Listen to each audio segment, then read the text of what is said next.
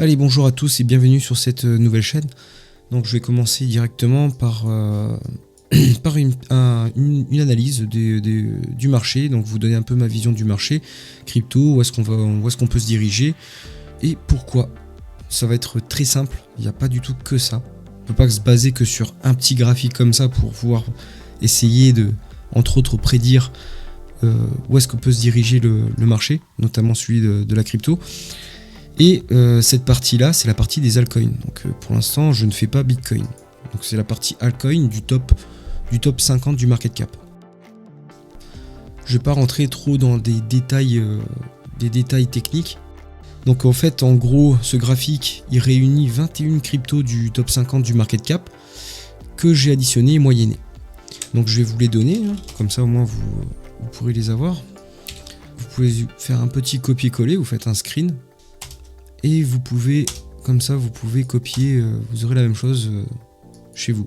Donc c'est sur la plateforme CoinTrader, donc vous avez plein de cryptos, le AV, le IOTA, vous avez le Polygon, ICT, vous avez Algo, vous avez le Filecoin, vous avez plein de cryptos. Et en fait, c'est celles qui ont plutôt performé dans le précédent cycle et qui ont atteint environ les 10 milliards de market cap. Voilà. C'est un truc, quelque chose que j'avais remarqué dans le précédent cycle, dans les altcoins. C'est qu'en fait, beaucoup de cryptos ont plafonné entre 10 et 15 milliards de market cap. Donc j'ai essayé de réunir l'ensemble de ces cryptos, hein, parce que j'en avais plein, j'ai fait la liste et j'ai regardé à peu près celles qui se situaient dans leur top entre 10 et 15 milliards de market cap. Et je les ai récupérés, je les ai additionnés et moyennés. Comme ça, au moins, ça me permet d'avoir quelque chose de plutôt... quelque chose sur lequel je vais pouvoir m'appuyer pour le trader en quelque sorte. Donc ici on est en daily. Ici on voit quoi? On voit un range avec sa borne vendeuse, voilà, et sa borne acheteuse. Donc ça c'était un petit range, enfin un petit range quand même qui a duré, je crois à peu près 600 jours. Voilà, 500 jours, 550. Voilà, donc il n'a pas duré très longtemps. De toute façon c'était le début des alts. Hein. Et ensuite on a eu une très belle poussée haussière, mais qui sont rentrés dans ces moments-là, là, vers 2016, dans n'importe quel alt. Ils se sont vraiment gavés. Jusqu'en début 2017, avec quasiment aucun retracement, hein, aucun retracement assez important pour pouvoir se positionner. Donc ouais, je suis en logarithmique. Hein. Voilà, je suis pas en régular. C'est pareil, si vous savez pas la différence, bah, je vous laisse regarder un petit peu la différence sur internet. Demandez à ChatGPT, il va bien vous expliquer. Donc ici on a une grande poussée haussière, très bien, qui a marqué son top en 2018, enfin début 2018. Le top ne s'est pas fait en même temps sur les alts que sur Bitcoin, hein. Je vais vous mettre le graphique superposé.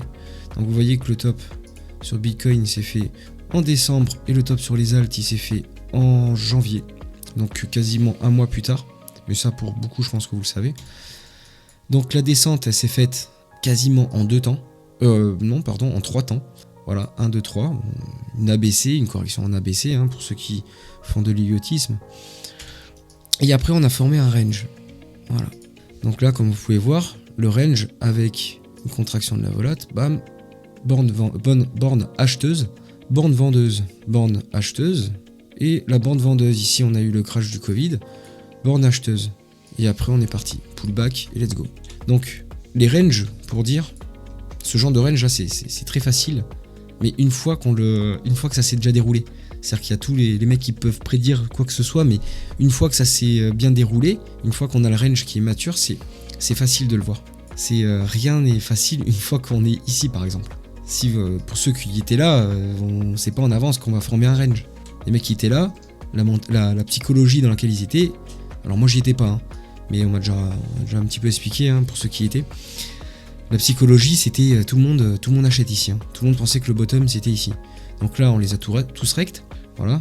Ici, on a formé la borne basse du range, mais on ne sait pas encore qu'on est dans un range. Donc, énormément de capitulation dans cette baisse. Ensuite, on monte. Donc là, ça devait être absolument l'euphorie totale.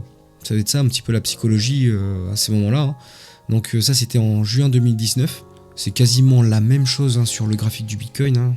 Voilà, vous voyez là quand je superpose le graphique du Bitcoin, c'est pas exactement en même temps, Mais parce que là, c'est la partie plus alt. Il n'y a pas de stablecoin là-dedans. C'est pas du total cap. Hein.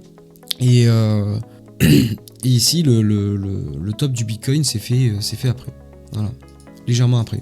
Donc, borne vendeuse. Donc ici, certainement, tout le monde était à l'achat. On se fait repousser, correction. Là, on ne sait pas en fait qu'on est dans un range. Donc les mecs peuvent se dire, ah grosse, c'est parti, on va plus bas quoi. Alors que pas du tout, en fait, on tient très bien, hein, gros support. Donc voilà, le cours il rebondit, pas de problème. Et ensuite, impulsion haussière, juste avant le Covid. Mais ça, à ce moment-là, personne ne savait que c'était le Covid. Donc les gens, c'est quoi la mentalité là-dedans? C'est vas-y, gros W weekly, let's go to the moon. Voilà, parce que les mecs c'est pareil, on sait pas du tout qu'on est dans un range ici. Donc c'est dommage, je peux pas faire de replay pour vous montrer. Mais ici, personne sait qu'on est dans un range. Parce qu'une fois qu'on sait qu'on est dans un range, vous allez voir qu'en fait, dans la psychologie, c'est déjà trop tard. Vous allez voir. En gros, ici, tout le monde acheteur. Tout le monde se positionne presque à l'achat. Pourquoi? Parce que let's go, c'est fini, on entame un nouveau cycle qui va nous emmener plus haut.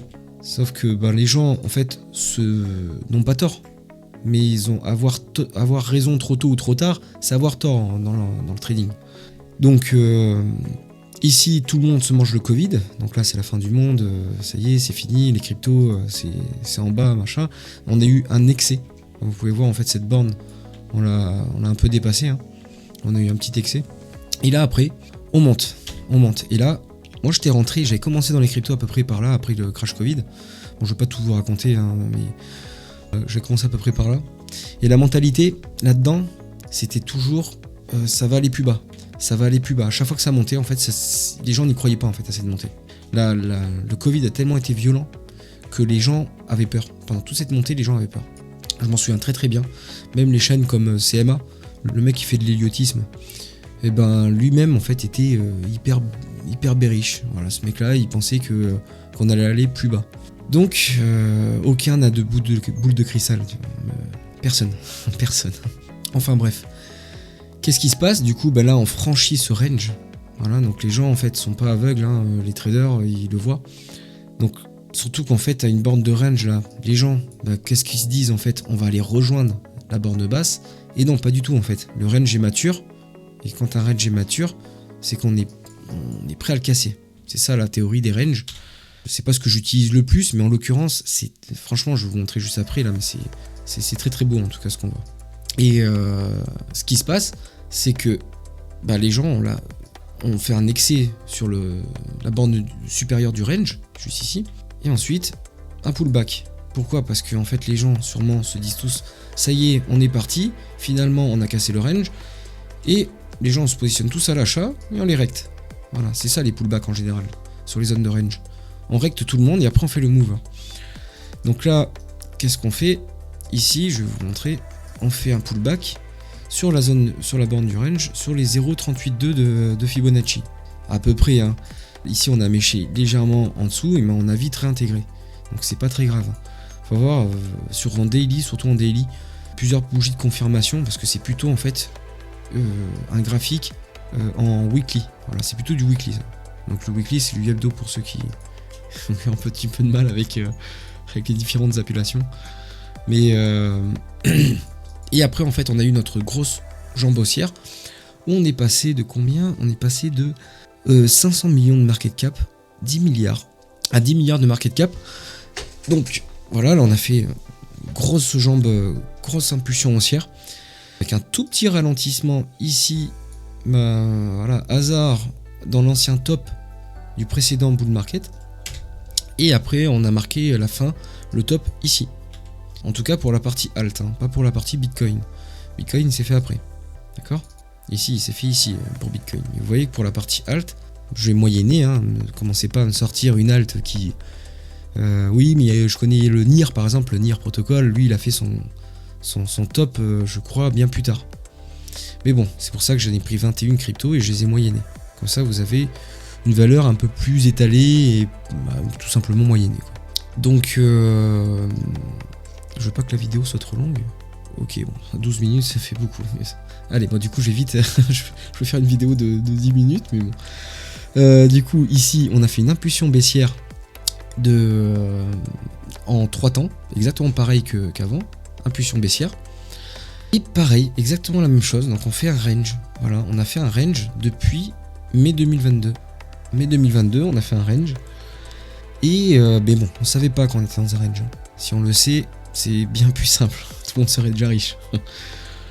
Et vous voyez qu'on marque la borne supérieure en rouge ici et la borne inférieure en vert ici. Donc là, on fait du ping-pong entre ces deux bornes. Et bien sûr, on reste en dessous de cette trendline que j'ai tracée ici. Donc avec plusieurs touchettes. Donc 1, 2, 3, pas ceux-là. Parce que vous voyez qu'on a été freiné par la borne supérieure du range. Mais ici, 4, 5. Et après, on la break. Une fois qu'on la break, vous voyez que ici, on l'a franchi, notre range. Ici, actuellement, on l'a franchi. Donc, qu'est-ce que ça veut dire? Déjà, la mentalité, moi, je m'en souviens très bien. Donc, à chaque fois qu'on était sur cette borne supérieure, à chaque fois, les mecs, ils pensaient tous qu'on était reparti pour du boule. On était reparti pour faire des gros retracements. Et moi, je peux vous garantir qu'on était en novembre. Enfin, pendant que le Bitcoin était... alors, en novembre, il était déjà ici, là. Voilà, mais les mecs, pendant quasiment toute cette hausse, mais pour beaucoup, en fait, ils n'y croyaient pas. Je vous dis pas qu'il faut tout le temps aller dans le sens contraire du consensus dominant, mais en général, ça paye. Ça paye, mais c'est très compliqué. Hein. Du coup, qu'est-ce qu'on a eu là? Une toute petite correction. Et après, let's go, on break l'eau de ce range. Et là, qu'est-ce qu'on fait? On fait exactement comme dans l'ancien cycle. On fait une correction sur les 0,382. Juste ici. Prenez votre Fibo, vous le mettez jusqu'en bas du range. Et vous voyez qu'on a fait pile poil une correction sur les 0,382. Bien sûr, je n'ai pas compté la mèche. Hein. Donc, et ici, qu'est-ce qu'on fait? On est en train de faire en quelque sorte un triangle de compression. Donc, je suis pas trop de chartiste. J'aime pas trop. Je trouve ça un peu trop simpliste. Vous verrez peut-être plus tard dans la chaîne, je vous montrerai comment en fait je fais pour analyser les marchés. Là, je vous donne une vision un peu grossière de ce que j'analyse. Hein. Et même vous donner des timings. J'essaierai de développer un peu plus ma vision des choses, comment on fait pour analyser en tout cas, selon moi, un marché, et pas tout simplement avec un prix. D'ailleurs, c'est pour ça que j'utilise le market cap, qui permet de ne pas prendre en compte la dilution par l'impression des jetons. Si vous comprenez pas ça, je vais pas rentrer dans les détails non plus. Donc, ici, on a un triangle en quelque sorte de compression, ça je pense que tout le monde est capable de le comprendre. Donc, triangle de compression ici, et certainement pas pour breaker par le sud, en tout cas pas selon moi. Si on break par le sud, je vous le dis, c'est réintégration du range, je pense en tout cas, où on peut faire un fake, un peu comme on a fait précédemment, en 2020. Voilà, ici, donc on a fait un petit excès baissier, voilà, un petit piège, et après on est parti. Et c'est clairement ce qu'on pourrait faire. Voilà, donc on pourrait très bien faire un piège ici, faire croire à tout le monde qu'on est vraiment reparti pour de la baisse, patati patata, et finalement en fait on réintègre direct. Si vous voyez qu'on fait ça, et ici qu'on commence à s'installer un peu trop longtemps, c'est certainement pas en fait pour remonter. En tout cas, pas d'un point de vue analyse technique. Après, ce que vous voulez, mais si on fait ça, c'est pour rejoindre, bon, pas sûr, mais le bas du range. Mais clairement, moi je pense que c'est même pour se diriger peut-être plus bas. Enfin bref, moi mon scénario ce n'est pas du tout celui-là. Mon scénario est clairement haussier. Je vois beaucoup de personnes en cœur qui sont encore dans le déni. Pourquoi? Parce que ça coïncide pas avec les cycles du halving, ça ne coïncide pas du tout, c'est pas possible parce que le halving c'est en mai et on n'a jamais fait de bull run avant le halving. Alors que le halving c'est tout simplement la division en fait du supply de la récompense des mineurs, mais ça a un impact sur le long terme. Mais moi je vous dis que tous ces trucs c'est manipulé. En tout cas aujourd'hui, je pense que si moi j'étais vraiment très riche et que j'avais le pouvoir en fait de manipuler un petit peu les marchés avec énormément d'argent, je me servirais de tous ces narratifs en fait. Moi de mon point de vue, je me servirais du narratif du halving pour en fait récupérer un masse de bitcoin, un masse de crypto. Et pourquoi? Parce que si vous pensez tous en fait que le marché sera haussier plus tard, normalement ça veut dire que les gens ne sont pas encore tous acheteurs. Ça veut dire que les gens encore il reste du potentiel acheteur Et tant qu'en fait tout le monde ne sera pas acheteur sur un marché, ne sera pas pleinement exposé, on ne connaîtra pas des périodes de top. Voilà, on n'aura pas de top. Là, je vois que tout le monde essaie de choper le top du Bitcoin. Ici, par exemple, comme vous pouvez voir, en orange, hein, c'est le Bitcoin. Et en fait, je vais vous le mettre en 4 heures. Ce sera un peu plus simple. Je suis désolé, hein, la vidéo est un peu longue. Hein. Je ne veux pas faire trop des vidéos trop longues. Donc en fait, ici, qu'est-ce qui s'est passé? Ici, on a une impulsion baissière. Juste là. C'était il y a quelques jours, c'était le 11 janvier. Le 11 janvier, on a une impulsion baissière qui a fait beaucoup de bruit. Ça y est, c'est la fin. On a marqué le top parce que les ETF, buy the rumor and sell the news. Donc ça, moi, je suis d'accord avec ces trucs-là, mais en fait, moi, je regarde les graphiques et je regarde les données. Je regarde pas les trucs buy the rumor and sell the news. T'as tellement de probabilité de te tromper avec ces trucs-là.